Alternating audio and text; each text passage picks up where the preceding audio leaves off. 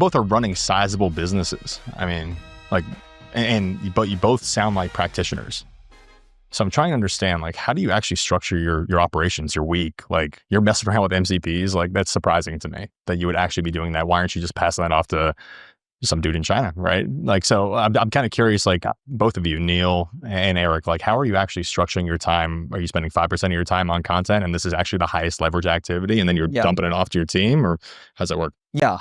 So for me, and I definitely want to get Neil's day too, because it's really interesting how he structures it. Mondays are a mess for me. It's all meetings. But then the rest of the time, especially in the evenings, because I'm not married, don't have kids like Neil does, so I have a lot of time on my hands, and so that's where I spend my time on MCPs and AI in general.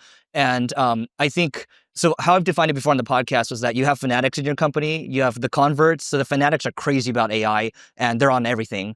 The converts they need direction, they're down for it, but they don't know where to start, and so the Fanatics will kind of bring them along. And then you have the anchors. The anchors are resisting. They're like, oh man, I don't want AI to take my job, type of thing.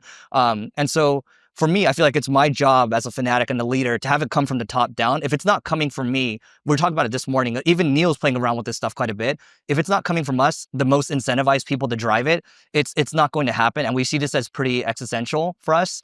And I don't know, I'm personally excited about it, but I'll transfer it to you, Neil, because Neil's structure is interesting because he doesn't have any direct reports. Yeah, I don't have direct reports. I'm a terrible manager, so I never manage. I'm a terrible CEO, so I'm never a CEO. I just go around the business and look for the biggest opportunity of the week that needs to be solved that would help us make more revenue and profit. And I just focus on that. And I go disrupt and make a mess and solve a problem and probably irritate or piss people off. Probably, for sure. Yeah. And then I go to the next one the next week, and I just keep doing that every week now. And I just hop around. I think the big thing is we want to focus on the new things, the bold things, and the big things. They said big, bold, new. Those are the things that we want to focus on. I'm actually different. I just focus on what's going to make me the most money. I like that.